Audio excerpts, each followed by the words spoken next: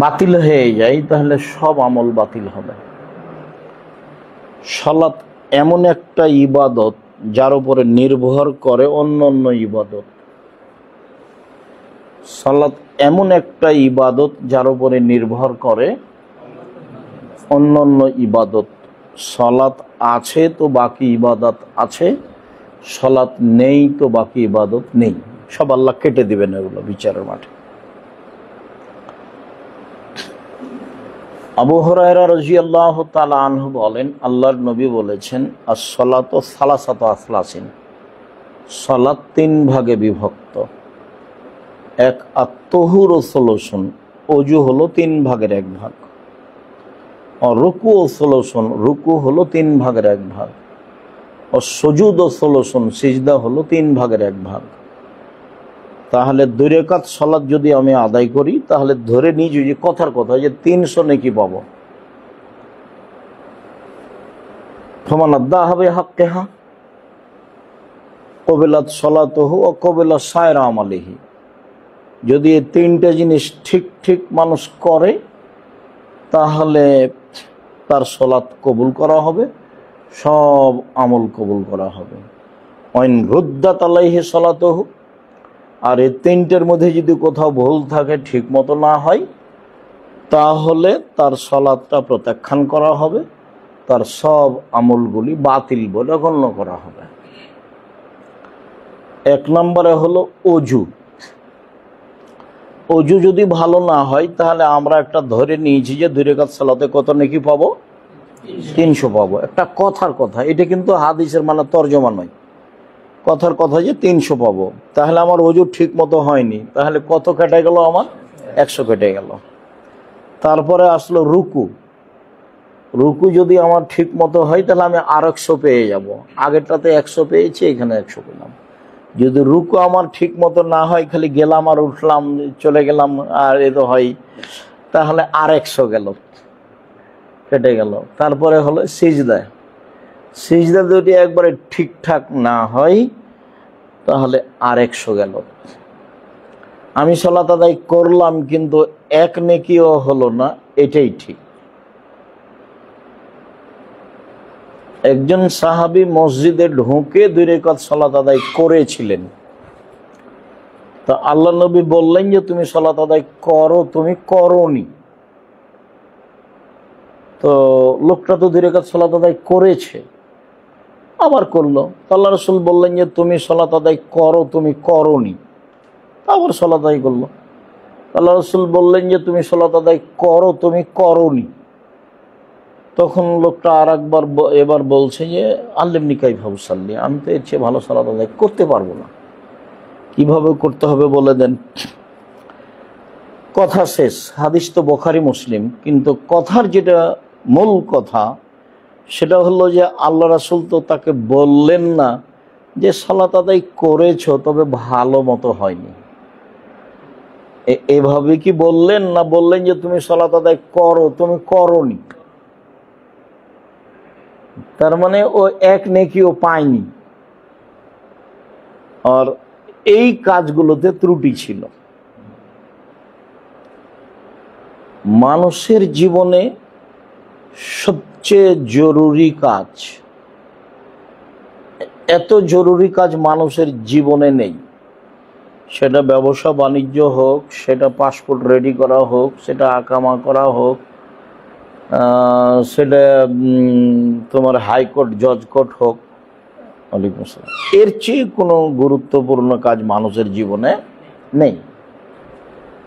কেন? মানুষের জীবন ভালো হিসেবে যা করতে চায়, সব নির্ভর করে এটার উপরে। সালাত যদি ঠিক থাকে, তাহলে সবই ঠিক আছে, আর যদি সালাত নেই থাকে, তাহলে সবই বাদ। এই জন্য মানুষের জীবন এটা সবচেয়ে জরুরি। বসো। মানুষের জীবনে সবচেয়ে জরুরি সালাত। আরেকটা বাক্য এখানে বলে এই অংশ শেষ করি, সেটা হলো এই যে সাল্লু কামা রাআইতুমুনি উসাল্লি। পৃথিবীর মানুষ, তোমরা সালাত আদায় করো যেভাবে আমাকে করতে দেখছো।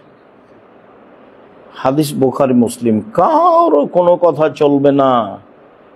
তলিয়ে তলিয়ে দেখতে হবে সঠিক আলেমদের মুখে, না হয় বাংলা বই পুস্তকে, না হয় আরবি বই পুস্তকে, না হয় ইংরেজি বই পুস্তকে, যে রাসূলের সালাত কোনটা। উনি বললেন যে সাল্লু কামা রাআইতুমুনি উসাল্লি, তোমরা সালাত আদায় করো যেভাবে আমাকে করতে দেখছো। তখন তিনি বললেন না যে ওমরের মতো করলেও হবে, আবু বকর সিদ্দিক রাদিয়াল্লাহু আনহুর মতো করলেও হবে। তাহলে তো বাকি আর মানুষের কোনো প্রশ্নই ওঠে না। তো এইখানে আমি আপনাদের সাথে যে কথাটুকু বলে অংশ শেষ করতে চাচ্ছি সেটুকু হলে এই যে সালাত তো আদায় করতেই হবে, এটাই তো বুঝলাম। এখন আরেকটু বুঝে নিই যে উপার্জনের ফাঁকে ফাঁকে আমরা আমাদের সালাতকে ঠিক করার চেষ্টা করব।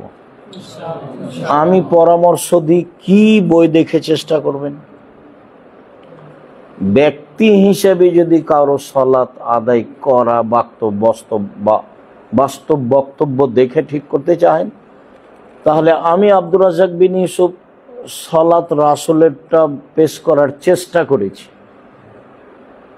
আমি ভুলের ঊর্ধ্বে নই, তবে আমি খুব তল্লাশি চালিয়ে রাসূলের সালাত যেটা সেটা বলার মানুষের সামনে চেষ্টা করেছি। তাহলে আব্দুর রাজ্জাক বিন ইউসুফের সালাতটা কেমন, উনি কিভাবে বলেছেন, এইটা দেখে একটা বিবেচনা করা যায়।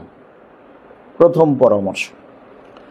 দ্বিতীয় পরামর্শ হলো কোনো আলেম ওলামাই দেখব না।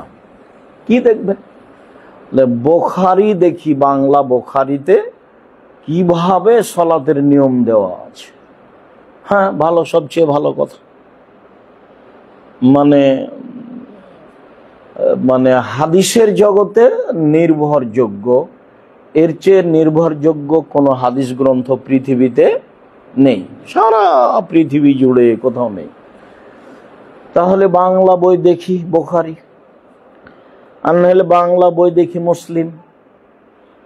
আরেকটা বইয়ের কথা থাকলো রিয়াজুস সালেহিন, নাম শুনেছেন হয়তো বা অনেকে।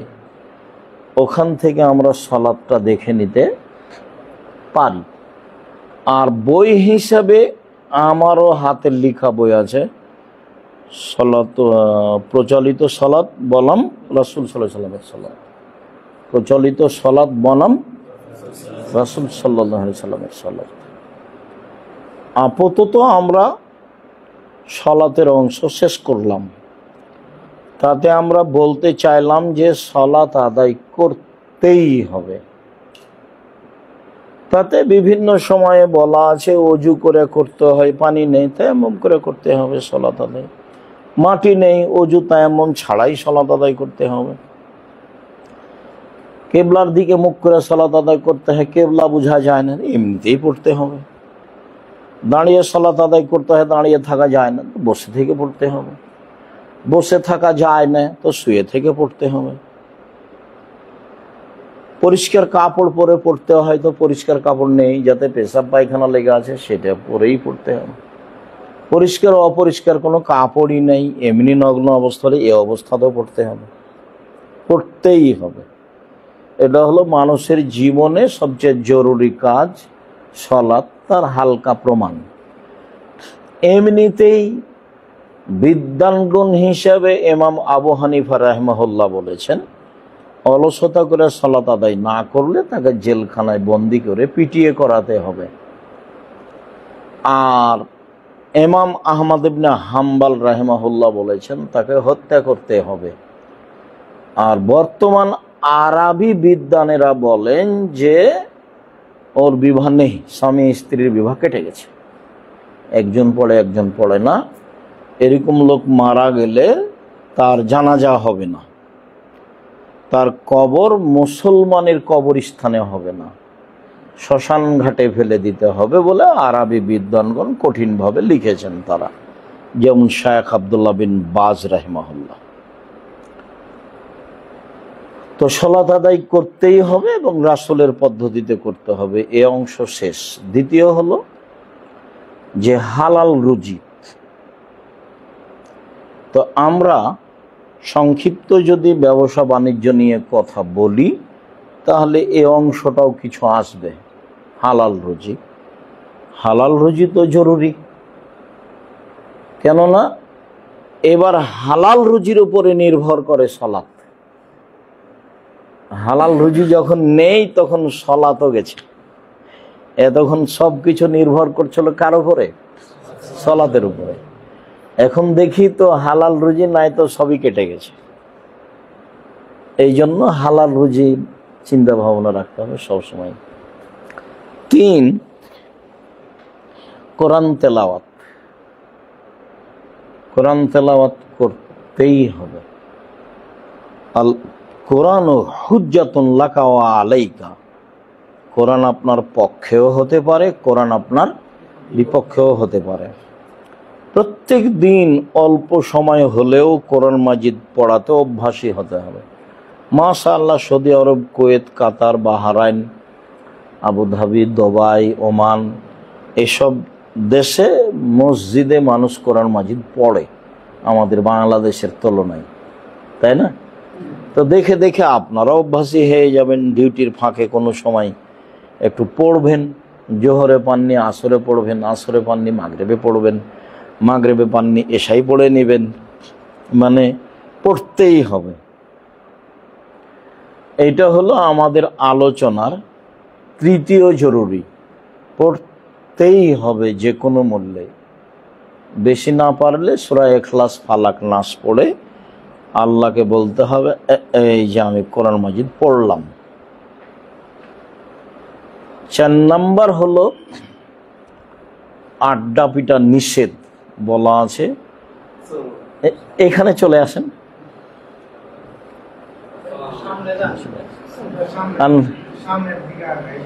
আচ্ছা আসেন, আপনার সামনে আসেন।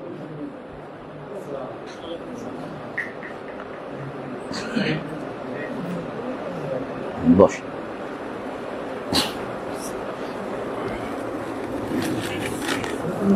এখানে বসলেন না? এখানে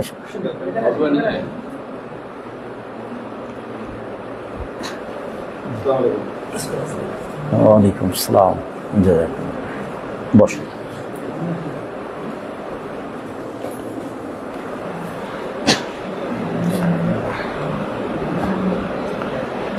আমাদের পূর্ব সংক্ষিপ্ত একটা আলোচনা ছিল যে আজকে আমাদের এশার সালাতের পরে এই মসজিদে ব্যবসা নিয়ে আমরা আলোচনা করব। আল্লাহ এবং আল্লাহ রাসূল কি বলেছেন।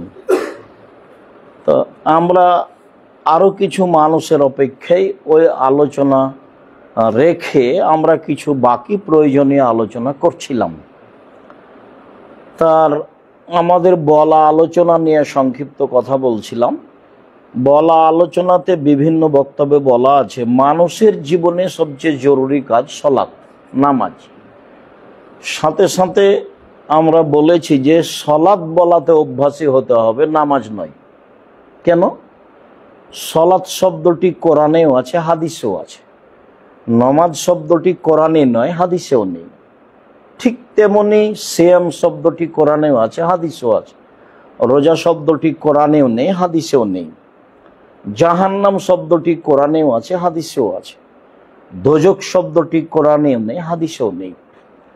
জান্নাত শব্দটি কোরআনেও আছে, হাদিসেও আছে। বেহেশত শব্দটি কোরআনেও নেই, হাদিসেও নেই। খোদা শব্দটি কোরআনেও নেই, হাদিসেও নেই। আল্লাহ শব্দটি কোরআনেও আছে, হাদিসেও আছে। মর্মে খোদা চলবে কিনা এই কথা পরে, আমরা অভ্যাসী হই আল্লাহ যে নাম বলেছেন, রাসূল যে নাম বলেছেন সে নাম বলতে। আমরা চেষ্টা করি, অভ্যাসী হই। তাহলে আমরা বলবো যে এটা রাসূলের মুখের ভাষা, মুখের শব্দ। তো আমরা যদি সালাত বলি তাহলে আমরা বলবো যে এটা রাসূলের মুখের শব্দ এবং এটা কোরআন মাজিদের শব্দ। তাতে আমরা বলছিলাম যে মানুষের জীবনে সবচেয়ে জরুরি কাজ সালাত। সালাত আদায় করতেই হবে যে কোনো মূল্যে। বিভিন্ন আলোচনায় বলা আছে কেবলার দিকে মুখ করে সালাত আদায় করতে হয়। কেবলা বোঝা যায় না, এমনিতেই করতে হবে। দাঁড়িয়ে সালাত আদায় করতে হয়, দাঁড়িয়ে থাকা যায় না, বসে করতে হবে। বসে থাকা যায় না তো শুয়ে করতে হবে। অজু করে সালাত আদায় করতে হয়, পানি নাই তো তায়াম্মুম করে করতে হবে, না মাটি নাই তো তায়াম্মুম অজু ছাড়াই করতে হবে। পরিষ্কার কাপড় পরে সালাত আদায় করতে হবে, পরিষ্কার নেই তো অপরিষ্কার কাপড়েই পরতে হবে। তাহলে পরিষ্কার অপরিষ্কার কোনোটাই নেই, তাহলে এই খালি অবস্থায় পড়তে হবে, তার নাম সালাত। ইবাদতের জগতে মানুষের জীবনে সবচেয়ে জরুরি ইবাদত হলো সালাত। এই অংশ আমরা হালকা পেশ করে দ্বিতীয় অংশে যাচ্ছিলাম, যে রুজি হালাল হতে হবে। আগের অংশে একটা কথা আমাদের থেকেছে যে সব ইবাদত নির্ভর করে সালাতের উপরে, একাধিক হাদিস। সালাত কবুল হলে বাকি ইবাদত কবুল হবে, সালাত যদি কবুল না হয় তাহলে বাকি ইবাদত বাতিল হবে। আল্লাহ রাসূল খুব স্পষ্ট করে বলেছেন। তো এইবার হালাল রুজি না হলে সালাতও যাবে, এটা আরো জরুরি। মানুষের জীবনে তৃতীয় জরুরি হলো কোরআন তেলাওয়াত করা। কোরআন তেলাওয়াতে অভ্যাসী হতেই হবে। মাশাআল্লাহ, ওমানে, সৌদি আরবে, কুয়েতে, কাতারে, দুবাইয়ে মুসাল্লিরা কোরআন তেলাওয়াত করে, মসজিদে ঢুকলে দেখা যায় আগে পরে। যেই পদ্ধতি আমাদের বাংলাদেশে তেমন নেই। তো আমরা আমাদের কাজের ফাঁকে কোরআন তেলাওয়াতে অভ্যাসী হব, অল্প হলেও। কেন? কোরআন বিচারের মাঠে বিপক্ষে দাঁড়াতে পারে, এই কথা আল্লাহ নবী বলেছেন। আল কোরআন হুজ্জাতুন লাকা ওয়া আলাইকা। কোরআন তোমার পক্ষেও হতে পারে, কোরআন তোমার বিপক্ষেও হতে পারে। তো বিভিন্ন পর্যায়ে বলা আছে, বেশি না পারলে সূরা ইখলাস তো পড়তে পারি, কুল হুয়াল্লাহু আহাদ 3 বার পড়লে একবার কোরআন মাজিদ পড়ার সমান নেকি হয়। নেকিও হলো অনেক। আর আমি অন্তত নিজেকে বললাম যে আমি আজ কোরআন মাজিদ পড়েছি, দেখো আল্লাহ, আমি আজকে কোরআন মাজিদ পড়েছি। তো মানুষের জীবনে তৃতীয় জরুরি কাজ কি বলছিলাম? কোরআন তেলাওয়াত। মানুষের জীবনে চতুর্থ জরুরি কাজ হলো আড্ডা না পিটা। আড্ডা পিটা কাজটা চিরদিনের জন্য হারাম। পরিবার পরিচালনায় আল্লাহ রাসূল একটা বাক্য বলেছেন, ইয়াকরাহুল কালামা বাদাল ইশায়ে ওয়া ইয়াকরাহুন নাওমা ক্বাবলাল ইশায়ে। আল্লাহর নবী এশার সালাতের পরে গল্প গুজব ঘৃণা করতেন, আর এশার সালাতের পূর্বে ঘুমিয়ে যাওয়াকে ঘৃণা করতেন। আর ছেলে মেয়ে লালন পালনের সব দায় দায়িত্ব আল্লাহর নবী বাপ মায়ের উপরে দিয়ে দিয়েছে, কঠিনভাবে দিয়েছে। তো আমরা আমাদের বিষয়ে যাওয়ার আগে, যেহেতু এখানে দুটা কথা এসেছে, তা আমরা এখানে এইটুকু বলে রাখি যে প্রথম হাদিসটা বলি জিম্মেদারি হিসাবে। আল্লাহ রাসূল বললেন যে কুল্লুকুম মাসউলুন রায়া কুল্লুকুম মাসউলুন রায়াতুহু আল মাসউলুন কুল্লুকুম রাইন ওয়া কুল্লুকুম মাসউলুন রায়াতিহি। প্রত্যেকেই নিজ নিজ দায়িত্বশীল। আমি আমার জীবনের দায়িত্বশীল, আমার জীবন সম্পর্কে বিচারের মাঠে জিজ্ঞাসা হবে। অল ইমাম আলান নাসের রাইন ওয়া মাসউলুন রায়াতিহি। যারা দেশের সরকার, যারা দেশের নেতা, তাদের পুরো জীবনের নেতৃত্ব সম্পর্কে বিচারের মাঠে জিজ্ঞাসা হবে। আর রাজুল রাইন ফি আহলি বাইতিহি। যিনি বাড়ির মালিক, ছেলের পিতা, স্ত্রীর স্বামী, কাজের লোকের মালিক, এই লোককে তার পুরো দায় দায়িত্ব সম্পর্কে বিচারের মাঠে জিজ্ঞাসা করা হবে। আল মারআতু রাইয়াতুন ফি বাইতি যাওজিহা ওয়া ওয়ালাদিহি। যে বাচ্চার মা, তাকে জিজ্ঞাসা করা হবে তার ছেলে, তার মেয়ে, তার স্বামীর অর্থ সম্পদ এবং তার কাজের মেয়ে, কাজের লোক, সব সম্পর্কে ওই মহিলাকে জিজ্ঞাসা করা হবে। জবাবদিহিতে পরাজয় হলে ভয়াবহ অবস্থা হবে। শেষের বাক্যে বললেন ও আব্দুর রাজুল রাইন ও মাসউলুন রায়াতিহি। যে বাড়ির দাস, কাজের লোক, কাজের মেয়ে, একেও জিজ্ঞাসা করা হবে বিচারের মাঠে। তার মানে দিন মজুরি করে যারা, তার দিন মজুরি সম্পর্কে জিজ্ঞাসা করা হবে। আমরা যারা কারো অধীনে কাজ করি, আমাদের কর্ম সম্পর্কে বিচারের মাঠে জিজ্ঞাসা করা হবে। ওইটা আমাদের কাছে আমানত রেখেছে মালিক। আমরা সময়ের ফাঁকি দিলেও পরাজয় হতে হবে পরকালে। যদি দায়িত্ব পালন করতে গিয়ে একটা টাকা 10টা সরিয়ে নি, তাও জবাবদিহি হতে হবে। সবাই দায়িত্বশীল।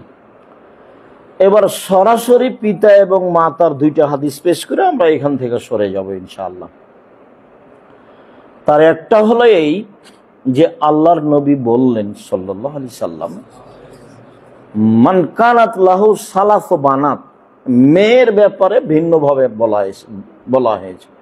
মেয়ের ব্যাপারে কারো যদি 3টে মেয়ে থাকে, এক বর্ণনায় এসেছে 2টে মেয়ে, তখন আল্লাহ রাসূল বললেন যে ফা আল্লামাহুন্না, তাকে বিদ্যা শিখিয়ে দিল, আদেশ।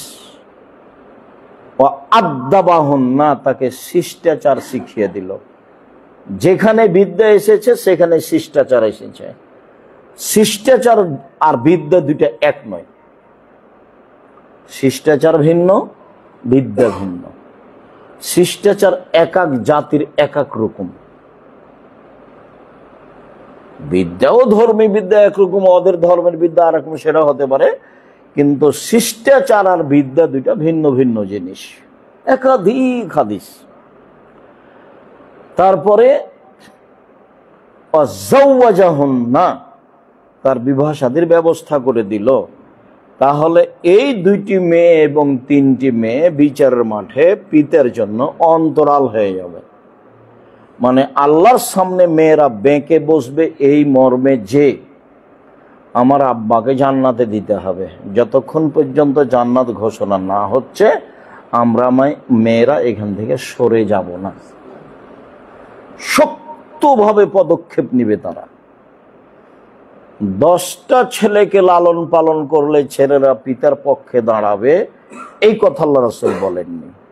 তবে পিতা ছেলেকে শিক্ষা দিবে কেন? তখন আল্লাহ রাসূল বলেছেন, মান কানাত লাহু ওয়ালিদা ফাআল্লামা ফাআসনা ফাআদ্দাবাহা, যারই ছেলে মেয়ে জন্ম নিল, পিতা যেন তাকে সুন্দর শিক্ষা দেয়, শিষ্টাচার সুন্দর শিখিয়ে দেয়। বড় হলে যেন বিবাহ শাদী দিয়ে দেয়। ফানাসাবা ইসমান, বড় হয়েছে বিবাহ শাদী দেয়নি, এখন ছেলে মেয়ে যদি কোনো পাপ করে, ফাইনামা ইসমুহু আবিহে, সেই পাপ তার পিতার হবে। ওটা একটা অংশ। এইবার মায়ের সাথে কথা, পরিবার নিয়ে, মানে এগুলো আলোচনা লম্বা, তো আমি সংক্ষিপ্ত করে নিচ্ছি। জাবের রাদিয়াল্লাহু তাআলা আনহু বলছেন যে আল্লাহর রাসূলের সাথে আমরা এক এলাকাতে যুদ্ধ করে আসছিলাম। মদিনা আমরা ঢুকবো, এরকম সময় আল্লাহ রাসূল বললেন, এই তোমরা থামো এখানে, আমরা ফজরের সালাতের পরে এখান থেকে বাসায় যাব। তা আমি জাবের বললাম, আল্লাহর নবী, আমি তো নতুন বিবাহ করেছি, আমাকে একটু বাড়ি যাওয়ার অনুমতি দেন। তো এই কথাতে আল্লাহ রাসূল তার সাথে অন্য কথা বলতে লাগলেন। কিছুক্ষণ বলতে লাগলেন, আচ্ছা তুমি নতুন বিবাহ করেছো, কুমারী মেয়ে বিবাহ করেছো না তালাকপ্রাপ্ত মেয়ে বিবাহ করেছো? তো জাবের বলছেন যে সাইয়্যিবান, তালাকপ্রাপ্ত মেয়ে বিবাহ করেছি। তো আল্লাহ রাসূল বললেন, কুমারী মেয়ে কেন বিবাহ করলে না? লেমা জাওয়াজতা বিকরান, তুমি কুমারী মেয়ে কেন বিবাহ করলে না? তুলায় বহা তুলায় বোকা, তুমি তার সাথে খেলতেও, তোমার সাথে খেলতো। এই পর্যন্ত আল্লাহ রাসূল বলার পরে এবার জাবের রাদিয়াল্লাহু আনহু বলছেন, আল্লাহর নবী শোনেন, আমার আব্বা উহুদের যুদ্ধে মারা গেছে, শহীদ হয়েছে। আমার আব্বা 9টা মেয়ে রেখে গেছেন, আমার 9টা বোন আছে। আক্রাহ আন আতাজাওয়াজা মিসলাহুন্না, আমার বোনের সমবয়সের মেয়েকে বিবাহ করা অপছন্দ করেছি। লিআরবাইন, 4টা কারণে। আমার বোনদের সমবয়সের মেয়েকে বিবাহ করা পছন্দ করিনি, 4টা কারণে। 1, বেশি বয়সের মেয়ে, তালাকপ্রাপ্তা মেয়ে বিবাহ করেছি, তার কারণ 1, লেতুয়াল্লেমাহুন্না, আমার স্ত্রী যেন আমার বোনদেরকে বিদ্যা শিখাতে পারে, এর নাম মা। 2, বলে তুয়াদ্দেবাহুন্না, আমার স্ত্রী যেন আমার বোনদেরকে শিষ্টাচার শিখাতে পারে। 3 বলে তুরাজ্জেলা হন না, আমার স্ত্রী যেন আমার বোনদের মাথার চুলকে চিরুনি করে সাজগোজ করে রাখতে পারে। 4 বলে তাকুম আলাইহিন না, আমার স্ত্রী যেন আমার বোনদেরকে পাহারা দিতে পারে। বা হাদিস বুখারী মুসলিম। এইগুলো মা, এর নাম মায়ের জিম্মেদারি। এটা বক্তব্যে বলা আছে বহু জায়গাতে, যে মেয়ের নখ বড় আছে ওই মেয়ে যেন তার মাকে খালা বলে ডাকে, কেননা তার মা হলো তো এমনটা হওয়ার কথা ছিল না। মাই বুঝতে পারলো না মা কাকে বলে। তখন চাঁপাইনবাবগঞ্জের ভাষাতে বলা হয়েছে যে বাপে বিবাহ দিয়েছে, শ্বশুর বাড়ি গেছে, স্বামীর কাছে গেছে, তাই সন্তান হয়ে গেছে। তো ও কি জানে যে মা কাকে বলে? স্বাভাবিক গতিতে মা হয়েছে, আসলে মা কাকে বলে সেটা কোনোদিন দেখেনি, ভাবেও নি। অথচ আমি 90 সাল থেকে মুখে বলছি, হুবাহু হাদিসের অনুবাদ করে এবং বইও পেশ করেছি। পরিবার দেখেন, উপদেশ বইয়ে শেষে লেখা আছে পরিবার, এই হাদিসগুলো দেওয়া আছে। মা মানে 1 নম্বর কাজ, ছেলেকে মেয়েকে শিক্ষা দিতে হবে, সূচনায় শিক্ষা দিতে হবে কাকে? মাকে। আর না হলে মায়ের পাহারায় অন্য কেউ শিক্ষা দিবে। 2 শিষ্টাচার, সবসময় হাদিস বুখারী মুসলিম। শিষ্টাচার ভিন্ন জিনিস। শিষ্টাচার কাকে বলে? শিষ্টাচার কি জিনিস? শিষ্টাচার কাকে বলে? শিষ্টাচার কি জিনিস? মা বাচ্চাটাকে প্যান্ট পরাচ্ছে, তো ডান পাটা আগে ঢোকাবে না বাম পা? ডান পা। শিষ্টাচার কাকে বলে? এবার মা পায়জামাটা প্যান্টটা খুলছে, কোন পা আগে খুলবে? শিষ্টাচার। বাচ্চাকে দুধ খাওয়াচ্ছে মা, কি বলে দুধ খাওয়াবে? বিসমিল্লাহ। শিষ্টাচার। বাচ্চাটা গিলাস ধরে আছে বাম হাতে, মা কি বলবে? ডান হাতে ধরো। কেন? বাম হাতে শয়তান খায়। শিষ্টাচার। আব্বু আম্মু শুয়ে যাও, ডান কাতে শুইবা, ডান কাতে শুইবা। শিষ্টাচার। প্রত্যেকটা জায়গাতে শিষ্টাচারে ভর্তি হয়ে আছে। 1 গিলাস পানি পান করলে 5টা শিষ্টাচার লাগে, 5টা। 1 গিলাস পানি। 1 নম্বর শিষ্টাচার কি? গিলাসটা ডান হাতে ধরতে হবে। 2 নম্বর শিষ্টাচার বিসমিল্লাহ বলতে হবে। 3 নম্বর শিষ্টাচার বসে পান করতে হবে। 4 নম্বর শিষ্টাচার 3 শ্বাসে পান করতে হবে। 5 নম্বর শিষ্টাচার পান শেষে আলহামদুলিল্লাহ বলতে হবে। শিষ্টাচার কি জিনিস? বাড়িতে ঢুকলে সালাম ছাড়া ঢোকাই নিষেধ। ঢোকে যদি যায় তাহলে স্ত্রী বলবে বাইরে যান, বাইরে যান, বেরোন, বেরোন, বেরোন। গেটের বাইরে যান, গেটের বাইরে গিয়ে বলেন আসসালামু আলাইকুম, তারপরে ঢোকেন। 3 শ্রেণীর মানুষ আল্লাহর জিম্মেদারিতে বেঁচে থাকে। তার 1 শ্রেণীর মানুষ যে জেহাদে বের হয়, মারা গেলে জান্নাত, ফিরে আসলে অনেক নেকি। 2 যে সালাত আদায় করতে যায় মসজিদে, মারা গেলে জান্নাত, ফিরে আসলে অনেক নেকি। 3 যে সালাম দিয়ে বাড়িতে ঢোকে, সেও আল্লাহর জিম্মেদারিতে থাকে। শিষ্টাচার।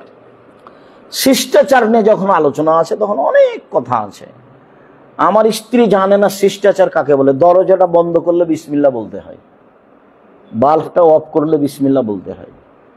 সূর্য ডুবতে যাচ্ছে তখন বাচ্চাদেরকে বাইরে নিয়ে যাওয়া হবে না, ছাদের উপরে নিয়ে যাওয়া হবে না, ফাঁকা জায়গায় নিয়ে যাওয়া হবে না। আল্লাহ রাসূল না করেছেন। এই সময় শয়তান ছড়িয়ে পড়েছে। বাচ্চাকে শয়তান দেখলে বাচ্চা রাতে কাঁদবে, চিল্লাচিল্লি করবে, বমন করবে। একটু রাত বেশি হোক তখন বাইরে নিয়ে যাবে, ছাদের উপরে নিয়ে যাওয়া হবে না। সন্ধ্যার সময়, রাত বেশি হলে নিয়ে যেতে হবে, এশার সকালের পরে। শিষ্টাচার দিয়ে সব কিছু ভরা। আপনার পাতিলটা ঢাকতে হবে বিসমিল্লাহ বলে। একটার পর একটা দেওয়া আছে। তো 2 নম্বর হলো শিষ্টাচার। 3 নম্বর হলো যে ছেলে মেয়েকে সাজগোজ করে রাখবে কে? মা। চুলে মা তো বুঝে না মা কাকে বলে। ছেলেটা দুষ্টমি করেছে, তখন মা বলছে এই দুষ্ট, এই দুষ্ট। এই ভাষা মা বলতে পারে? শিষ্টাচার কাকে বলে তার মায়ের জানা নাই?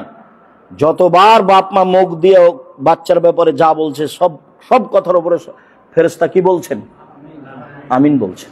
তাহলে কেন মা বলবে এই দুষ্ট, এই দুষ্ট কেন বলবে? আব্বু এটা করা হবে না, আব্বু যদি গুনার মতো হলে আব্বু এতে পাপ হয়, আল্লাহ মারবে, এটা করা হবে না আব্বু। তো হলো এ দুষ্ট কেন, শয়তান কেন? শয়তান মানে ছেলেটা শয়তান নাকি? ও তো জানে না বাপ কাকে বলে, ও জানে না মা কাকে বলে, এমনিতেই দিন কাটছে। 4 নম্বর কথা শেষ এই আলোচনায়, সেইটা হলো, বলেন তো 4 নম্বর কি? মা হলো পাহারাদার। আপনাদের ফ্যাক্টরিতে পাহারাদার যদি একটু ঘুমাইতো পরের দিন চাকরি থাকবে? আমার কিছু করার নাই। আল্লাহর নবী নিজে বলছেন মা হলো পাহারাদার। মানে সন্দেহাতীত কথা, যাতে কিয়ামত পর্যন্ত সন্দেহ আছে বলে সরিষা ঢোকানো যাবে না, এটাই কথা। যে ছেলে মেয়ের পাহারাদার কে? ছেলের চুল ওপরে ছাতার মতো হয়ে আছে, নিচের দিক এভাবে ছাঁচা আছে। এখানে এক লোক আমাকে বলছে লন্ডনে যে আমার ছেলেটার জন্য একটু দোয়া করবেন। ছেলেটা আমার সামনে নিয়েছে। এখন ছেলের মাথায় হাত দিয়ে দোয়া করতে যাচ্ছি, তো এরকম ভাবে চুল ছাঁটা আছে, আবার নিচে না দেখছি তো ওই মানে সেলুনের সামনে ওভাবে কাটা আছে। তো বলছি এবার কি করি আমি ভাইজান, লন্ডন পয়সা ইনকাম করতে এসেছি, ধর্ম বিক্রি করে খেতে আসিনি। শিষ্টাচার বেচে খেতে আসিনি, টাকা ইনকাম করতে এসেছি। আমি, আমার ছেলে, আমার মেয়ে মুসলিম শিষ্টাচারে গড়ে উঠবে, এটা আমার জিম্মেদারি ভাব। আমি আর আমার স্ত্রী আমার বাচ্চার জন্য কি পাহারাদার। আমি কি পাহারা দিই? ঘন্টার ঘন্টা আড্ডা পিটে বাচ্চা, আমার 2 কানে ইয়ারফোন লাগা আছে, ইন্ডিয়ার গান চলছে, বাপ মা আমরা সুন্দর বসে আছি, তাহলে আমি কি পাহারা দিলাম? 4টা কথা খুব ভালোভাবে মনে রাখতে হবে। 1 বিদ্যে, 2 শিষ্টাচার, 3 সাজগোজ করে রাখা, সুন্দর হয়ে বাচ্চা থাকবে, ছেলে হোক মেয়ে হোক, পরিপাটি হয়ে থাকবে। কাপড়খান ময়লা হয়েছে, টিপুটে ময়লা হয়েছে, জামাটা ময়লা, ও মা নয়। সব সময় মায়ের 2 চোখের উপরে থাকবে বাচ্চার কাপড় চোপড়, বাচ্চার জুতা স্যান্ডেল, বাচ্চার মাথার চুল, বাচ্চার গাও হাত সব। আল্লাহ রসুল নিজে বলছেন যে পরিপাটি করে রাখবে তার মা। আমি বেশি বয়সের মেয়েকে বিবাহ করেছি যাতে করে আমার স্ত্রী আমার বোনদের কি করে রাখতে পারে? পরিপাটি করে রাখতে পারে। রাসূলের মুখের উপরে এগুলো কথা চলছে। এই কথা আমরা আপাতত শেষ করলাম, এই অংশ থেকে আমরা চলে আসলাম। আমরা আজকে আপনাদের সামনে সংক্ষিপ্ত কথা বলতে চেয়েছি ব্যবসা নিয়ে। আল্লাহ তাআলা বলেন, আলু ইন্নামাল বাইউ মিসলুর রিবা। ইহুদি খ্রিস্টানেরা, অমুসলিমেরা বলছে যে সুদ হলো ক্রয় বিক্রয়ের মতো। সুদ কিসের মতো?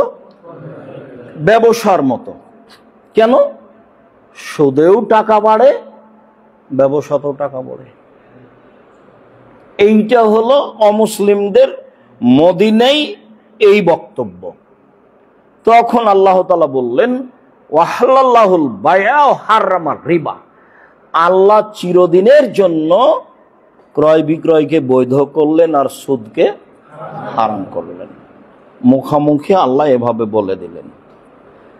সুদ কিভাবে এত বড় অপরাধ, এইটা আমি আব্দুল্লাহর বক্তব্য না শোনার পূর্ব পর্যন্ত বুঝতে পারছিলাম না। আব্দুল্লাহ একদিন বক্তব্যে বলছে যে টাকাকে তার নিজ গতিতে চলতে দিতে হবে, রিয়ালকে তার নিজ গতিতে চলতে দিতে হবে। তো রিয়ালের নিজ গতি কি? ওর জন্মই হয়েছে, ওকে ব্যবহার করতে হবে বিনিময়ে। আপনি 1 কেজি পেঁয়াজ নিয়েছেন, বিনিময়ে রিয়াল দিবেন, এর নাম হলো বিনিময়। কথা বোঝা যায় না? আপনি 1 মণ আলু কিনেছেন, বিনিময়ে টাকা দিবেন, এর নাম হলো বিনিময়। তাহলে মুদ্রার জন্ম হয়েছে ও কিসের জন্য? বিনিময়ের জন্য। এটা বলতে জানতে হবে আগে, মুদ্রার জন্ম কিসের জন্য? বিনিময়ের জন্য। এখন কেউ যদি মুদ্রা দিয়ে এই মুদ্রা নেয়, তাহলে কি বিনিময় হলো? তখন এই মুদ্রার উপরে জুলুম করা হলো। যখন মুদ্রার উপরে জুলুম করা হবে, তখন যারা কিস্তি তুলেছে তারা ধীরে ধীরে নিঃস্ব হয়ে যাবে। সাথে সাথে বাংলাদেশের 2-1টা ব্যাংকে টাকা বেশি হবে, বাকিগুলো নিঃস্ব হয়ে যাবে। সাথে সাথে সারা পৃথিবীর 2-4টা দেশে টাকা চলে যাবে, বাকি দেশগুলো নিঃস্ব হয়ে যাবে। কেন? আল্লাহ বলছেন ইয়ামহাকুল্লাহুর রিবা ওয়া ইউরবিস সাদাকাত, সুদ মানুষের টাকাকে কমিয়ে দেয় আর দান মানুষের টাকাকে বেশি করে দেয়। এটা তো কোরআন মাজিদের কথা যে সুদ মানুষের টাকাকে কমিয়ে দেয় আর দান মানুষের টাকাকে বেশি করে দেয়। আমি বহুদিন বক্তব্যে বলেছি এর বাস্তবতা কি। আমি 100 টাকা থেকে 100 রিয়াল থেকে 10 রিয়াল দান করে দিয়েছি, দিয়ে আমি বাক্সের মধ্যে 90 রিয়াল রেখেছি। তো আমি 6 মাস পরে খুলে দেখবো যে 90 রিয়ালই আছে। আর যদি আমি 100 রিয়াল সুদের উপরে দিই, 6 মাস পরে যদি বলি 110 রিয়াল, তো এখন আমার রিয়াল কি হবে? 110 হবে না? তো কেমনে হলো এটা? আল্লাহ বলছেন যে সুদ মানুষের টাকাকে কমিয়ে দেয় আর দান মানুষের টাকাকে বেশি করে দেয়। তো এখন আল্লাহর এই কথাকে যদি আমি নিজের উপরে ধরে নিই নগদ, তাহলে তো আমি কোরআন হাদিস বুঝলাম না। ওটা বাড়তে থাকবে তার গতিতে আর এটা কমতে থাকবে তার গতিতে। এটা আল্লাহর হিসাবে চলতে থাকবে, ওটা বাস্তব হবেই। কেন? আল্লাহ রাসূল ওই আয়াতের তরজমা বলছেন যে ইন্নার রিবা ওয়াইন কাসরা, যদিও সুদ বেশি হয়, বাড়তে থাকে, ফাইনা আকিবাতাহু তাসিরু ইলা কাল্লিন, কিন্তু ও সব সময় নিঃস্বর দিকে চলতে থাকে, নিঃস্ব হওয়ার দিকে যেতে থাকে, নিঃস্ব হওয়ার দিকে যেতে থাকে। এবার কথার শেষে চলে আসি। আমি আপনার বাড়ির মেহমান, তো আপনি আমাকে থাকতে দিয়েছেন যেখানে আমি শুইতে পারবো না, খেতে দিয়েছেন যেটা আমি খেতে পারবো না, তা আপনি আমাকে সম্মান করলেন কি? এখন আমাকে ভাবতে হবে সকালে আমাকে যাওয়াই লাগবে, কেটে পড়বো, সকালে থাকা যাবে না রে, সকালে চলে যেতে হবে। কেন? আপনি আমাকে উপযুক্ত সম্মান দেননি। টাকার উপরে যখন আমি জুলুম করব, টাকা দিয়ে টাকা নেব, তখন আমি টাকাকে সম্মান করলাম না। কথা বোঝা যায়নি মনে হয় এখনো? টাকাকে যদি টাকা দিয়ে ব্যবহার করি, তাহলে টাকার যেটা হক ছিল সেটা আমি নষ্ট করেছি। আবার বলেন তো, টাকার জন্ম হয়েছে কেন? বিনিময়ে ব্যবহার হবে সেই জন্য। মুদ্রার জন্ম হয়েছে কেন? বিনিময়ে ব্যবহার হবে সেই জন্য। রিয়ালের জন্ম হয়েছে কেন? বিনিময়ে ব্যবহার হবে সেই জন্য।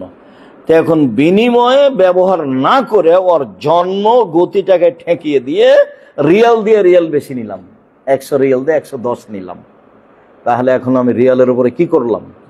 জুলুম করলাম। রিয়াল আমার কাছে থাকবে না বেশি দিন, 10 বছর, 20 বছর, 50 বছর। আমি আছি ধনী, ঊর্ধ্বে আমার ছেলে, আমার ছেলের এক পর্যায়ে যেতে টাকা নিয়ে বাড়ি গাড়ি জমি জায়গা অর্থ সম্পদ সব বিলীন হয়ে যাবে। হবেই, হতে হবে। আল্লাহ বলেছেন হবে, নবী বলেছেন হবে, অতএব হবেই হবে। দেরি হতে পারে 50 বছর, 40 বছর দেরি হতে পারে, কেননা আল্লাহ তো আমার আর আপনার মতো কাজ করেন না। ওনার যেভাবে সাজে সেভাবে করেন। কাউকে 6 মাসই ধ্বংস করে দেয়, কাউকে 10 বছরে ধ্বংস করে, কাউকে 50 বছরে ধ্বংস করে। অনেকেই বলে না আমাদের যে তাদের ছিল এই এত জমি, 1500 বিঘা 2500 বিঘা জমি ছিল, বিশাল সম্পত্তি, মানুষের বাড়িতে কাজ করে খাচ্ছে। ঘটনা কোথাও আছে? তো আল্লাহ তাআলা বললেন যে ব্যবসা হালাল আর সুদ হারাম, মানে মুদ্রাকে বিনিময়ে ব্যবহার হতে হবে, মুদ্রা দিয়ে মুদ্রা নেওয়া যাবে না। ব্যবসা, অবাক হবেন আপনারা, ব্যবসা করার ব্যাপারে আল্লাহ এভাবে আদেশ করেন, হয়তোবা কোনোদিন খেয়াল করেননি, আমি বললে এটা মাথায় চলে আসবে, আর খেয়াল করা থাকলে আপনার ভালো জানেন। আল্লাহ তাআলা বলছেন, ইয়া আইয়ুহাল্লাযীনা আমানু ইযা নুদিয়া লিস-সালাহ ফাসাউ ইলা যিকরিল্লাহ ওয়া যারুল বাই'a। পৃথিবীর মানুষ, যখন তোমাদেরকে আজান দেওয়া হবে জুমার দিনে, তখন তোমরা ব্যবসা ছেড়ে দিয়ে দৌড়িয়ে চলে আসো, তাড়াহুড়া করে আসো, চলো চলো চলো চলো মসজিদে চলো, ব্যবসা ছেড়ে আসো। ব্যবসা ছেড়ে আসতে আদেশ করছেন, বা বলছেন যে ফাইজা কুজিয়াতিস সালাত ফান্তাশিরু ফিল আরদ, আর যখন সালাত শেষ হয়ে যাবে আবার ব্যবসায় নেমে পড়ো। আবতাগু মিন ফাদলিল্লাহ, আল্লাহর কাছ থেকে টাকা পয়সাগুলো নেও, আল্লাহর অনুগ্রহগুলো নেও। তার মানে বৃহস্পতিবার থেকে নিয়ে বৃহস্পতিবার পর্যন্ত, শনিবার পর্যন্ত তো ব্যবসা করতে হবে, হবেই। জুমার দিনও দোকান খুলতে হবে, এটা আদেশ। বহু বক্তব্যে বলা আছে, পিতা কখনো ছেলের উপার্জন খেতে পাবে না, খাওয়া ঠিক হবে না যতদিন পর্যন্ত কাজ করে খেতে পারে। যেদিন কাজ করতে পারবে না সেদিন ছেলের খাবে। আল্লাহ রাসূল বলেছেন, ছেলেও তার বাপের, ছেলের টাকা পয়সাও তার বাপের। এরপরেও উপার্জন না করে কেউ কিছু খেতে পাবে না, এটা না করা হয়েছে। আদম সন্তানকে কি করে খেতে হবে? উপার্জন করে খেতে হবে, এটা আদেশ। দিবস তো নাই, দিবস সব গেছে, যত দিবস, মা দিবস, বাপ দিবস, 14 গাড়ি দিবস সব বাদ। উপার্জনের জন্য জুমার দিনও করতে হবে উপার্জন, এটা আদেশ। এবং আদেশ এসেছে ব্যবসা করে। ব্যবসা নিয়ে মূল কথাটা আসবে, পরে আবার আসছে। উপার্জনটা মূলত কোন পথ দিয়ে বের করতে হবে? ব্যবসা দিয়ে। ব্যবসা ছেড়ে মসজিদে এসেছো, সালাত শেষ হয়ে গেছে, আবার দোকান খুলো। আর অবতাগু মিন ফাজলিল্লাহ, আল্লাহর দেওয়া টাকা পয়সা, অর্থ সম্পদ খুঁজো, খুঁজো, তল্লাশি চালাও, তল্লাশি চালাও। কথা যেটা শেষে বলবো সেটা আর একটু এখনই বলি, তল্লাশি চালাও, পয়সা খুঁজো। তো অনেক দিন থেকে, 13 সাল থেকে আমি বসুন্ধরা হয়ে রূপগঞ্জ কাঞ্চন ব্রিজ বাণিজ্য মেলার পিছনে যাই, প্রতিষ্ঠানে, যেটা বলছিলাম। তো দেখি শুধু ডান দিকে বসুন্ধরা জমি, জমি যেতে যেতে যেতে 21 নম্বর সেক্টরে আমাদের প্রতিষ্ঠানের পাশে চলে গেল। তো এলাকার লোক হলো সালাহুদ্দিন, আর যে লোকটা ওই যে দস্তগীর গাজী ছিল, এদের কাছে আমি কয়েকদিন গেছি যে বসুন্ধরা যেন রাস্তার এই পারে না আসে, এইটা জমি জামিয়া সালাতের জন্য রেডি করতে হবে। যখন আমি যাতায়াত শুরু করেছি তখন এই জমিগুলো কিছু হয়েছিল। আলহামদুলিল্লাহ এখন আর কে এখানে আসবে না, এখন প্রায় হয়ে গেছে। তো ওরা আমার কথাটা রক্ষা করেছিল, ওরা এদিকে আসেনি, তবে রাস্তা থেকে ওই দিক ওদের। তো আমি দেখি যে যেই জমিগুলো এরা 50,000 টাকা, 1 লাখ টাকা কাঠা শতক কিনলো, এগুলো কোটি টাকা কাঠা শতক, 2 কোটি টাকা, 5 কোটি টাকা শতক, 50 লক্ষ টাকা শতক। তাহলে সকালে কিনেছে কয়েকশো শতক জমি, কয়েক হাজার, কয়েক লক্ষ শতক জমি আছে। রাস্তার নামে দুবাই রাস্তা, রাস্তার 2 ধারে কি লাগা আছে? খেজুর গাছ লাগানো আছে। তো এদের তো সাগরের উপরে বাড়ি কিনা থাকা স্বাভাবিক ব্যাপার, এর ব্যাপার। তো এখন আমি হাঁটি আর চিন্তা করি, আচ্ছা টাকার তো অভাব নাই, ল্যান্ড ব্যবসা তো খুব অনেক টাকা। তো টিস্যু বসুন্ধরা, মরিচের গোড়া বসুন্ধরা, আটা বসুন্ধরা। তখন খালি মাথায় ধাক্কা দেয়, এই লোকই খুব চৌকুস, এ খুব বিচক্ষণ লোক। আর না হলে এর অধীনস্থ লোক আছে যারা একে কি দেয়? পরামর্শ দেয় যে টাকা উপার্জনের যত পথ আছে সব ঘিরে ধরতে হবে। তো ওর কর্ম আমার এক বক্তব্যের এক অংশের সাথে মিলিয়ে যায় যে আপনাকে ঘুমের ঘরেও টাকা ইনকাম করতে হবে। ব্যবসা ঘুমিয়ে আছেন, দেখছেন এই জাপান থেকে আসছে মাল, এত টাকা এত টাকা এত টাকা, আরে টাকা পয়সা কোথায়? মানে এত ব্যবসাকে ভালোবাসতে হবে যে ঘুমের ঘরে ব্যবসা করবেন, এইটাই উচিত। ব্যবসা করবেন কেন? বলবেন যে অসহায় মানুষের পাশে দাঁড়াবো, এই জন্য। সরকারকে উঠাবো আর নামাবো এই জন্য নয়। কেন টাকা ইনকাম করব? সালাত আদায় করে জান্নাত পাওয়া যায়, জান্নাত কিনা যায় না। হজ করে জান্নাত পাওয়া যায়, জান্নাত কিনা যায় না। সিয়াম রোজা থেকে জান্নাত পাওয়া যায়, জান্নাত কিনা যায় না। তাসবিহ তাহলিল জিকির আজকার করে জান্নাত পাওয়া যায়, জান্নাত কিনা যায় না। শুধুমাত্র একটাই মাধ্যম পৃথিবীতে, দান করে জান্নাত কিনা যায়। তো ভারত বাংলাদেশ পাকিস্তানের দানের বিষয়টা অন্যরকম হয়ে আছে। গরিব মানুষেরা মাদ্রাসা খুলেছে, 10 টাকা মানুষের কাছে আদায় করে 5 টাকায় খেয়ে নিয়েছে। তখন যারা দান করে তাদের ভিতরে একটা মন্দ প্রতিক্রিয়া এসেছে। তখন আর ওরা বুঝতে পারেনি যে দান আমার জিম্মেদারিতে দিব, আমাকে দিতে হবে তাই দিব। এখন আমরা বুঝেছি ভারত বাংলাদেশ পাকিস্তানে ও তার প্রয়োজন আছে সেজন্য বলেছে। যখন বললো তখন 10 টাকা, 10 টাকা দিলে তো 5 টাকা খেয়ে ফেলবে। তো মানে পরিবেশটা উল্টে গেছে। এটা ইবাদত, ইবাদতের জগতে সবচেয়ে শক্তিশালী ইবাদত। এখন মানুষ তো প্রতি বছর টাকা পয়সা হয়েছে উমরা করতে যাচ্ছে, জানে, রমজানের শেষ দশকে যাচ্ছে, ছেলে মেয়ে হাল পরিবার নিয়ে যাচ্ছে। ও কি বলতে পারে যে আমি 10 লক্ষ টাকা খরচ করলাম, শেষ রমজানের 10 দিন আমি জান্নাত কিনে নিয়েছি? ওই টাকা যদি দান থাকতো করতে পারে মানুষ উমরা, সমস্যা নেই। কিন্তু দানের নাকি ওর চেয়ে 1000 গুণ বেশি। বিচারের মাঠে দাঁড়ালে বলবে যে আমি জান্নাত পাবো। তা আল্লাহ বলবেন কেন? জান্নাত আমি তো জান্নাত কিনে নিয়েছি। প্রমাণ? আমার দলিল আছে। আল্লাহ রসুল বলেছেন না, সাদকাত বুরহান, দান হলো দলিল। এই যে দেখেন আমার কাছে সে দলিল আছে। এত শক্তভাবে আল্লাহ রসুল দানের কথা বললেন কেন? যে দানই দলিল, দান মানে কিনে নিলাম। তো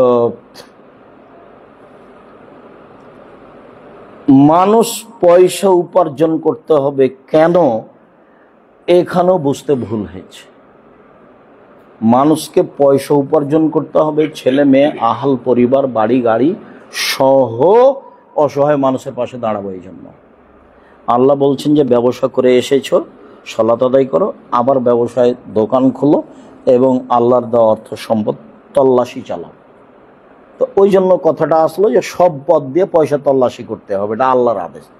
এবার চলেন, অবাক হবেন আপনি, হজ করতে গিয়ে আল্লাহ বলছেন যে টাকা ইনকাম করো, ব্যবসা করো। এভাবে বলছেন যে লাইসা আলাইকুম জুনাহুন আন তাবতাগু মিন ফাজলাম মিন রাব্বিকুম। তোমরা হজ করতে গিয়ে টাকা উপার্জন করো, এটার আল্লাহ, এই টাকা হলো আল্লাহর অনুগ্রহ, তোমাদের কোনো পাপ হবে না। রাজশাহী চাঁপাইনবাবগঞ্জের মানুষ যদি হজ করতে গিয়ে হার গলার কিছু জিনিস মহিলাদের কিনে নিয়ে আসে, তাহলে গ্রামের লোক বলবো হজ করতে গেছে কি, ওই ব্যবসা করতে গেছে। ওর তো আর জানা নাই যে আল্লাহ বলছেন যে হজ করতে গিয়ে কি করো, ব্যবসা করো। তখন পাকিস্তানিরা আংটি বিক্রি করে, আরো কিছু করে, আর ইন্দোনেশিয়ার লোকেরা হেজাব বিক্রি করে। আর আমার চোখের দেখাতে বাংলাদেশিরা চালায় হুইল চেয়ার ভাড়া পাওয়া যাবে, 300 টাকা ভাড়া দিবে সন্ধ্যায়, এ সারাদিন হুইল চেয়ার ঠেলবে। যদি 500-700 রিয়াল হয়, 800 রিয়াল হয়, তো ওকে 300 দিয়ে বাকি 500 তার কাছে থাকবে। এখন যেটা আমি, এটা মূল কথা নয়, আমার যেটা মূল কথা সেটা হলো আল্লাহ বলছেন হজ করতে গিয়ে কি করো, ব্যবসা করো। হজের সময় হলো 3 মাস, একটা না 3 মাস। যেদিন তুমি গেছো সেদিন তো তোমার কাজ 2 ঘন্টার মধ্যে হয়ে গেছে। কি? প্রথমে তওয়াফ করলে, সাফা মারওয়া সাই করলে, মাথাটা নেড়ে করলে, তুমি তখন খালি ফিরি। তো এখনো তো হজের টাইম বাকি আছে, এখন 1 মাস 1.5 মাস 25 দিন। তো কি করবে? খালি বসে বসে খাবা? আল্লাহ বলছেন ব্যবসা করো। আর বলছেন ফাজল, এই টাকা পয়সা অর্থ সম্পদ আল্লাহর অনুগ্রহ, এটা তুমি উপার্জন করো হজে গিয়ে।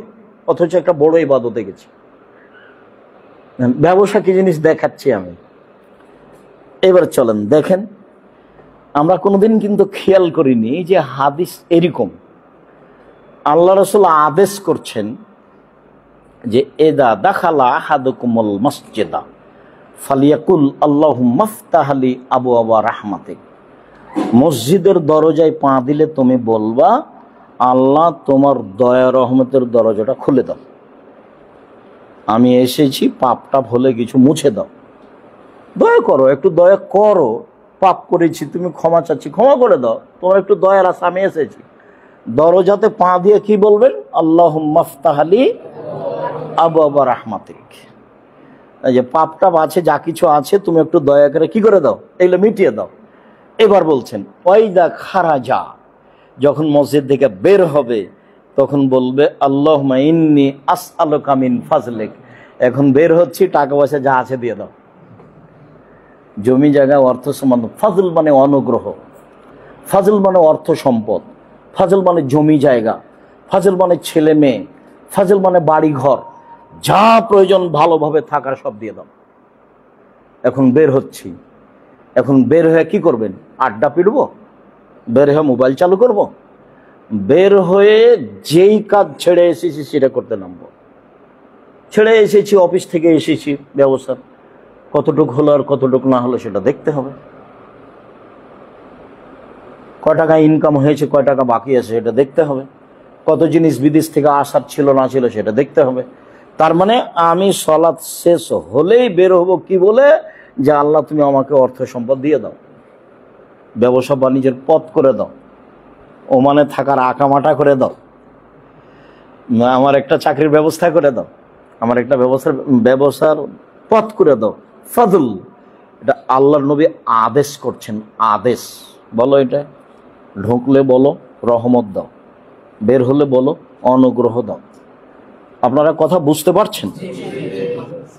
অথচ আমরা মসজিদে ঢুকি আর বের হই বলি এটা, কিন্তু এটা কোনোদিন আমরা ভেবে দেখিনি। ভেবে দেখতে এবং স্বাদ রাখতে হবে এইভাবে, স্বাদ, ভালোবাসা, আকাঙ্ক্ষা। ব্যবসাকে কোনো সময় ছোট মনে করতে হবে না। হোক, আমি বলেছি চকলেটের ব্যবসা করতে হবে, তা আমি কি চকলেটেরই ব্যবসা করতে বলেছি? আমি কম পয়সার ব্যবসা করতে বলেছি। আমি বলেছি শ্বশুরের কাছে টাকা নিয়ে ব্যবসা করতে হবে না। সন্ধ্যা হতে তো শ্বশুরের কাছে যা নিয়েছি সব ফেরত দিতে হবে। টাকা পয়সা, জমি জায়গা, মোটর সাইকেল, খাটলা, চৌকি বাকরি সব বছর শেষে শ্বশুরকে বলতে হবে, আব্বা মেয়ে মানুষ করে লালন পালন করে আমার হাতে দিয়েছেন, আমার খুব স্বাদ, আপনাকে একটা উপহার ঢকম দেবো, এই না একটা লুঙ্গি নেন। তুমি কোন হিসাবে শ্বশুরের কাছে টাকা নিবা কেন? তখন তো বলা হয়েছে ভিক্ষা করে খাওয়া টাকা দিয়ে চাউল কিনে ভাত খেলে ইবাদত কবুল হবে।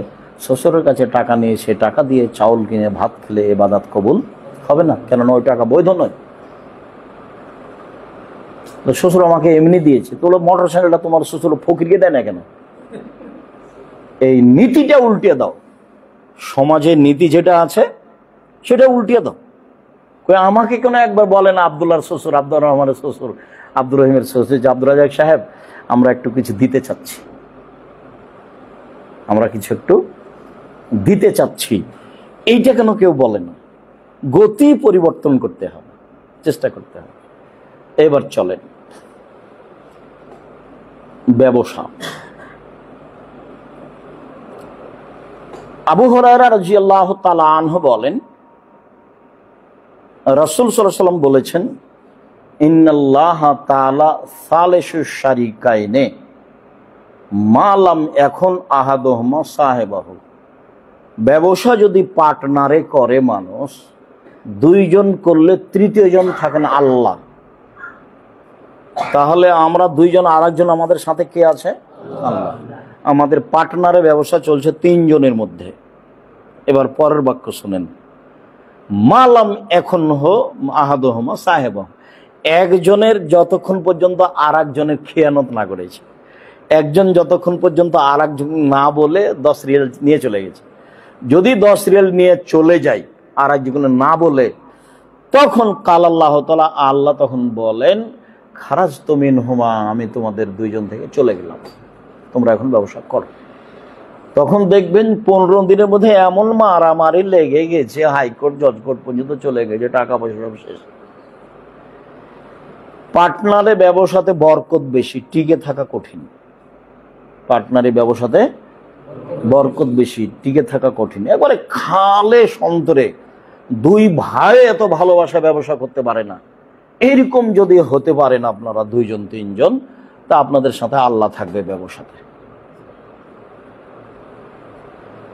আরেকটা হাদিস, সাঈদ ইবনে যায়েদ আল মাখজুমি বলছেন যে আমি আল্লাহু কানা শারীকুন লিন নবী সাল্লাল্লাহু আলাইহি সাল্লাম কালা বিসাতিন নবী সাল্লাল্লাহু আলাইহি সাল্লাম। সাঈদ ইবনে যায়েদ আল মাখজুমি ইনি রাসূলের সাথে পার্টনারে ব্যবসা করতেন নবী হওয়ার পূর্বে। নবী হওয়ার পূর্বে আল্লাহ নবী কি ছিলেন? ব্যবসায়ী ছিলেন। কার টাকা দিয়ে ব্যবসা করতেন? স্ত্রীর টাকা দিয়ে ব্যবসা করতেন। পার্টনারে ব্যবসায়ী ছিলেন উনি। এই যা কানা ইয়াউমুল ফাতহ ফাজ্জা, মক্কা বিজয়ের দিন ওই বন্ধু চলে এসেছে, পার্টনারে ব্যবসায়ী। তখন বলছে মারহাবাম বিক আনতা শরীকি ওয়া আখি, আরে স্বাগতম তোমাকে, তুমি তো আমার ব্যবসায়ী পার্টনার, তুমি তো আমার দিনী ভাই, আরে স্বাগতম তোমাকে, তুমি তো আমার ব্যবসায়ী পার্টনার, তুমি তো আমার ভাই। এইভাবে মুহাম্মদ সাল্লাল্লাহু আলাইহি ওয়াসাল্লাম স্বাগতম জানালেন। একসাথে ব্যবসা করছিলেন, যার সাথে একসাথে ব্যবসা করছিলেন, সময়ের গতিতে চলে এসেছেন, মক্কা বিজয় হয়েছে, সে লোক এসেছে। এইবার ব্যবসা যদি প্রতারণা না থাকে ব্যবসায়ী, তাহলে যেই জিনিস আপনি 10 টাকায় কিনেছেন সেই জিনিসের দাম যদি 20 টাকা হয়, সমাজে 20 টাকায় যদি বিক্রি করেন তাহলে কোনো সমস্যা নেই, মানে ডবল লাভ জায়েজ, যখন প্রতারণা থাকবে না। কিভাবে?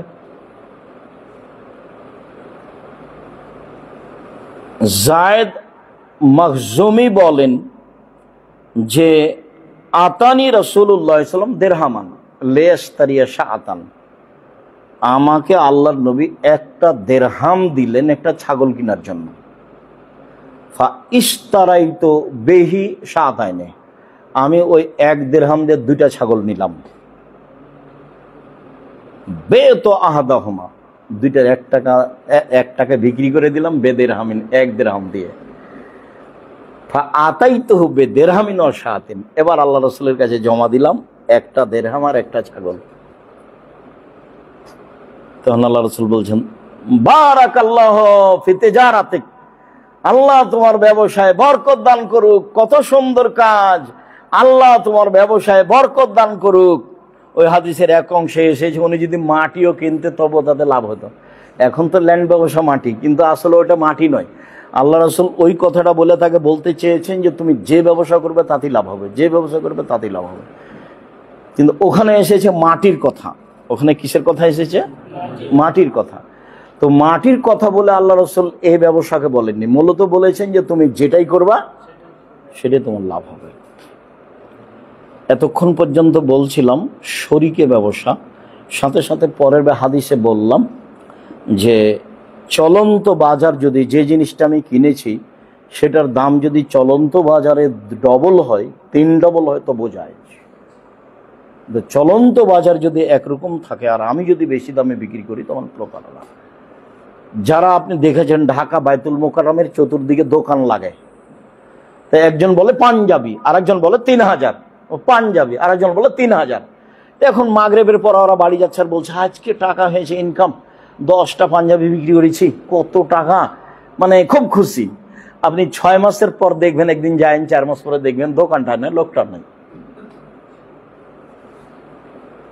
প্রতারণা আছে। ডবল লাভ জায়েজ, 3 গুণ লাভ জায়েজ যখন প্রতারণা নেই। এবার ব্যক্তিগত ব্যবসা, কথার শেষের দিকে চলে আসি। আত্তাজিরা সাদিক এখনো ইয়াউমুল কিয়ামা মা শুহাদা ওয়াস সিদ্দিকিন ওয়াল আম্বিয়া, সত্যবাদী ব্যবসায়ীরা বিচারের মাঠে নবী সিদ্দিক শুহাদাদের সাথে থাকবেন। এই হাদিসের বিচার কি? 5 ওয়াক্ত সালাত আদায় করে শহীদদের সাথে জান্নাতে থাকবে, এই কথা আল্লাহ রাসূল বলেন। হজ করলে শহীদদের সাথে মানুষ থাকবে, এই কথা আল্লাহ রাসূল বলেন।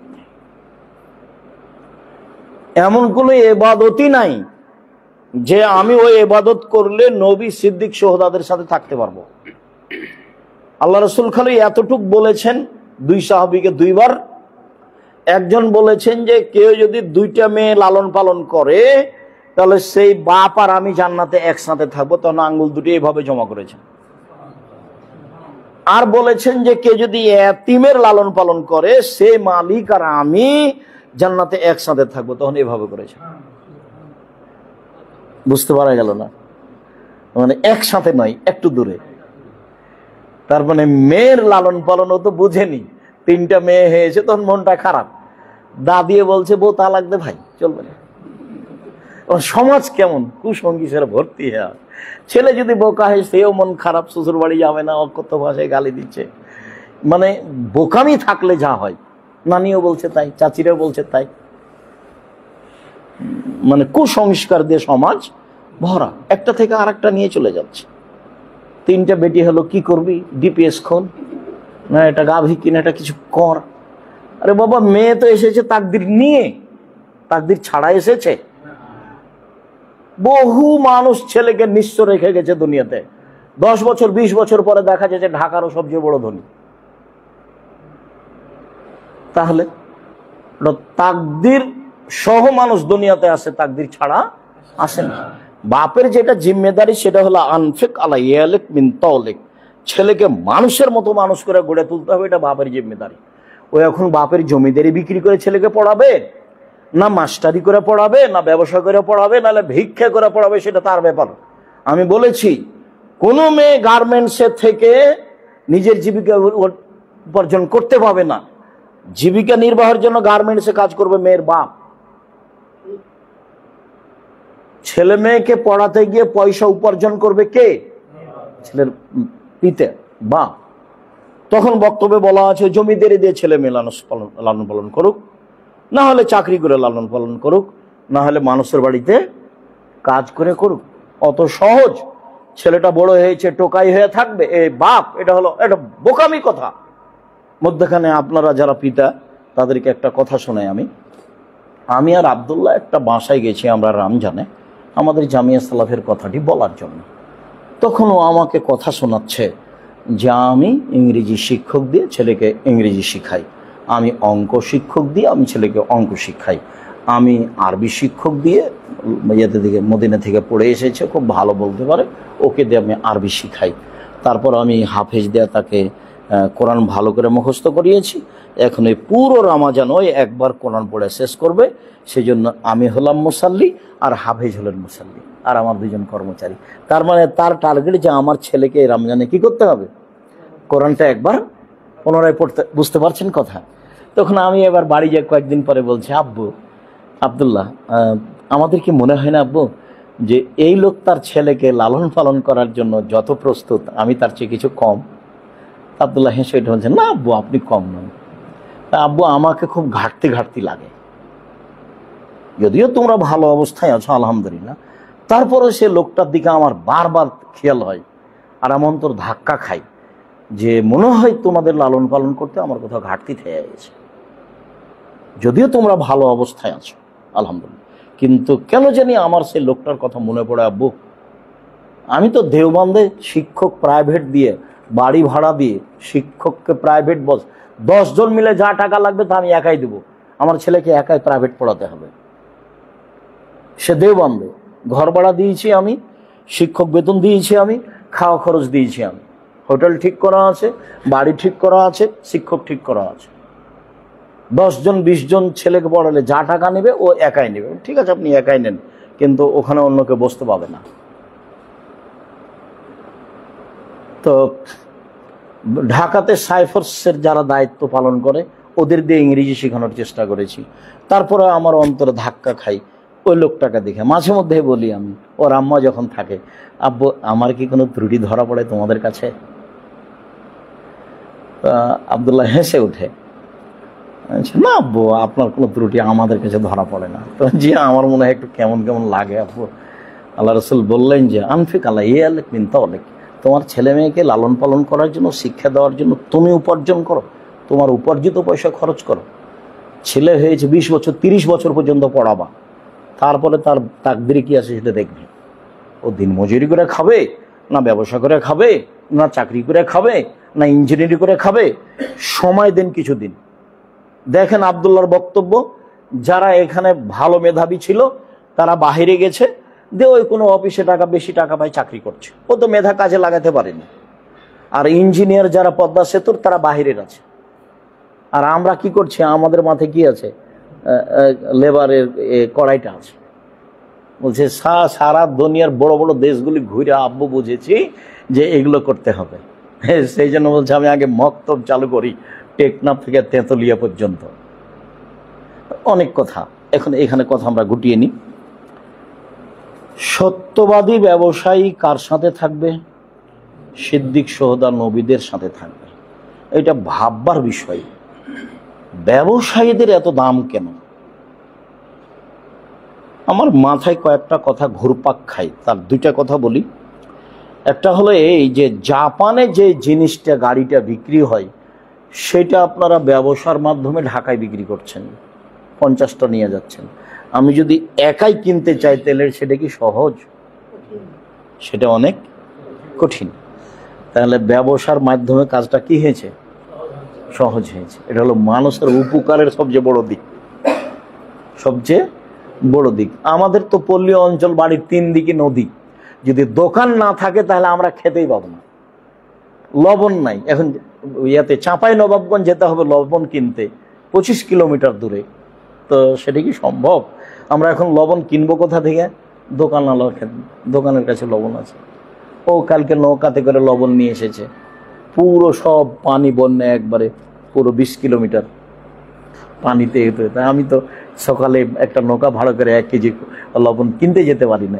1 2 যে কথাটা আবার 1 মিনিট পরে বলছি, দুইটা হলো এই, ব্যবসা ছাড়া আপনি অসহায় মানুষের সহযোগিতা করতে পারবেন না। এইবার বলি, আরেকটা হাদিস বলার পরে 4টা কথা আছে। আরেকটা হাদিস হচ্ছে আল্লাহ রাসূল বলছেন, আত-তিজারাত মাল কিজবাল হালাফ, ব্যবসাতে মিথ্যা কথা চলে আসে আর ব্যবসাতে কসম চলে আসে। আল্লাহ রাসূল নিজে বলছেন এই কথা। ব্যবসার ফাঁকে কোনো সময় মিথ্যা কথা চলে আসে, ব্যবসার ফাঁকে কোনো সময় কসমও চলে আসে। ফাশুবহু বিসাদকা, দান করে এটা মিটিয়ে দাও। এইটা কেন? তার মানে তখন আমি বলেছি যে আপনি জাপানে, ফ্রান্সে একটা জিনিস কিনেছেন, আচ্ছা চট্টগ্রামে স্টিমার থেমেছে, এখন ওই যারা দায়িত্বে আছে তাকে 50,000 টাকা দিলে সিগনেচার করবে, নইলে করবে না, আর মালও নামবে না। যদি একদিন মাল থাকে, পরের দিন সকালে 1 লক্ষ টাকা জরিমানা লাগবে। এখন আপনি কি করবেন? এখন আপনি টাকা দিয়ে মাল নামান, আপনি হলো মাজলুম আর হলো জালেম। আপনার মূল জিনিসটা জায়েজ আছে, মূলটা যদি মদ হয় তাহলে আর কোনো জায়গাতে টাকা চলবে না। আর মূলটা যদি বৈধ জিনিস হয় তাহলে কোনো জায়গাতে ঝামেলা বহন করা লাগলে করতে থাকেন, ওই ব্যবসা ছেড়ে আসা যাবে না। তাই টাকা লাগে, এই লাগে, সেই লাগে, কত ঝামেলা, আপনি টাকা দিবেন। আপনার মূল জিনিস যদি বৈধ হয় তাহলে যেখানে যা কিছু করা লাগবে করে ব্যবসা করবেন, এটাই কথা। আচ্ছা, এইবার কথার শেষের দিকে আসে, উপার্জনের 4টা পথ আল্লাহর নবী যেভাবে বলেছেন। 1 দিন মজুরি, যার সন্ধ্যায় টাকা শেষ হবে, এটা উপার্জনের পথ। 2 চাকরি, রাসূলের যুগও ছিল, আল্লাহ রাসূল নিজে মানুষকে চাকরি দিয়েছেন। উনি বলছেন এভাবে, মানিস্তা মালনাহু আলা আমালিন, আমি যাকে কাজে নির্ধারণ করেছি, অরযুকনাহু রিজকান, আর আমি তার বেতন নির্ধারণ করেছি, ফামা আখাযা বাদা যালিকা ফাহুয়া গুলুলুন, এখন যদি চাকরি করতে লেগে ও কিছু টাকা নিয়ে নেয় তাহলে সেটা হবে তার গুলুল, আত্মসাৎ। এই জন্য ঘুষ নিষেধ। ও তো চাকরি একটা বেতন পায়, তো এত টাকা নেয় কেন মানুষের কাছ থেকে? মাস গেলেও বেতন পায় না? মাস গেলে বেতন পায়, তা আমাকে বলছে যে 20,000 টাকা না হলে আপনার কাজ হবে না, টাকা দেন তাহলে আমি সিগনেচার করে দিচ্ছি। আল্লাহ রাসূল বলছেন যে ও বেতন নির্ধারণ করা হয়েছে, এখন যে কোনো ফাঁক দিয়ে টাকা নেবে সেটা হবে আত্মসাৎ, অপরাধ। আল্লাহ রাসূল মাসিক বেতন দিতেন। 2, এটা উপার্জনের পথ হলো 2। 3 হলো জমি চাষ, উপার্জনের 3 নম্বর পথ কি? জমি চাষ। জমি চাষকে আল্লাহ রাসূল পছন্দ করেননি, বলেছেন যে অন্তর শক্ত হয় আর ভীরু হয়, তবে জায়েজ। 4, ব্যবসা, ব্যবসার খাত বলতে গিয়ে এত কথা বললেন, সত্যবাদী ব্যবসায়ী, তারপর মিথ্যা কসম চলে আসে, তোমরা দান করে মিটিয়ে দাও। তাহলে এখন আমরা সংক্ষিপ্ত কথার শেষাংশে এসে উপার্জনের জন্য আমাদের পক্ষ থেকে চিন্তা ভাবনা করে কোনটা বাছাই করা ভালো? ব্যবসা। ব্যবসা ছোট হোক আর বড় হোক। আমি আপনাদেরকে একটা জিনিস এইখানে অনুরোধ করে বলতে চাচ্ছি যে ব্যবসাকে কোনো সময় খাটো অবস্থায় দেখবেন না। লাভ হোক আর লস হোক, দুইটা জিনিস মাথায় রাখবেন ব্যবসাতে। একটা হলো মাঝে মধ্যে রাতে উঠে আল্লাহকে বলতে হবে আমার ব্যবসাটা ভালো থেকে ভালো পর্যায়ে নিয়ে যাও, আমি একটা ভালো ব্যবসায়ী, বড় ব্যবসায়ী হতে চাচ্ছি। কেন? প্রত্যেক দিন রাতের 3 ভাগের 2 ভাগ পার হলে আল্লাহ নিচে নেমে এসে বলেন যে তুমি যেটা বলবে আমি সেটা শুনবো।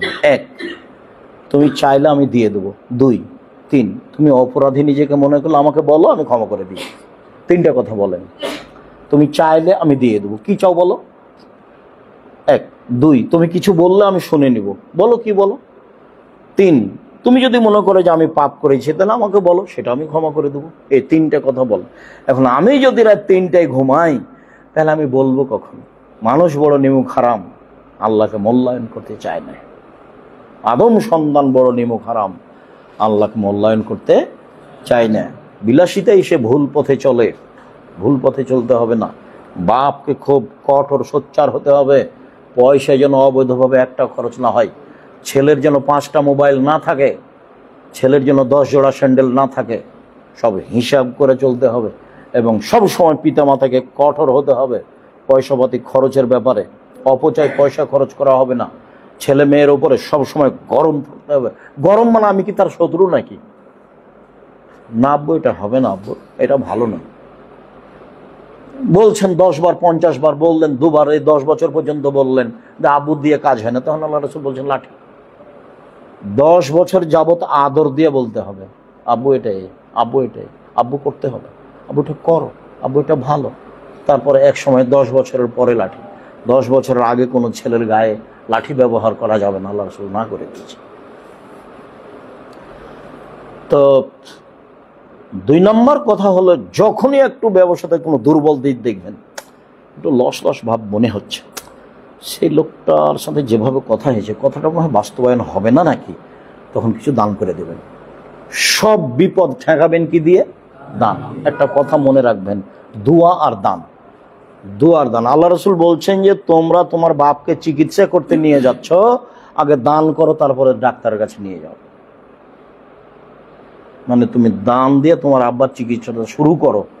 দান দিয়ে বালা মুসিবত ঠেকানো যায়, দান দিয়ে বাচ্চার মেধা ভালো করা যায়, দান দিয়ে আপনার সমস্যা মুক্ত হওয়া যায়, দান দিয়ে ব্যবসার মান মর্যাদা বাড়া যায়। মুখ ব্যবহার হবে এবং দান ব্যবহার হবে। যে কোনো সময় একটা দুর্বল কিছু দেখলে একটু সাদকা করে দেবে। সাদকা দিয়ে সমস্যা দূর হয়। আর বাপের নামে যেটা 4 দিনের দিন জবাই করেছেন, তো এটা তো দান যদি হয় বাপের নামে, তাহলে দান তো মানুষের ময়লা। আল্লাহ রাসূল বলছেন, এই পৃথিবীর মানুষ শোনো, দান হলো মানুষের ময়লা, ওটা আমি খাই না, আমার বংশ খায় না, আমার বাড়ির কাজের লোক খায় না। যেটা দান করা হয় আল্লাহর রাস্তে, সেটাকে আল্লাহ রাসূল বলেছেন ইন্না সাদাকাতা ইন্নামা হিয়া আওসাকুন নাস, নিশ্চয় দান হলো মানুষের ময়লা, ও দিয়ে মানুষের অসুবিধাকে দূর করা হয়েছে। দান দিয়ে কি করা হয়েছে? মানুষের সমস্যাকে দূর করা হয়েছে, মানুষের রোগ ব্যাধি দূর করা হয়েছে। হাদিস বুখারী মুসলিম। তখন আল্লাহ রাসূল বলছেন আমি হাদিয়া খাই। হাদিয়া বুঝেন? উপঢকন দেওয়া হয় যে আপনাকে আমি অনেক ভালোবাসি, আমাদের গাছের ফজলি আম, এই যে আপনাকে দিয়ে পাঠালাম, চাঁপাইনবাবগঞ্জের মানুষ।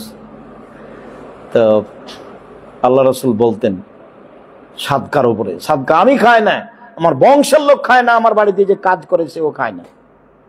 কাজে বাপ মায়ের নামে দান হতে হবে। এবার শেষ কথা, আপনারা দান করবেন কোথায়?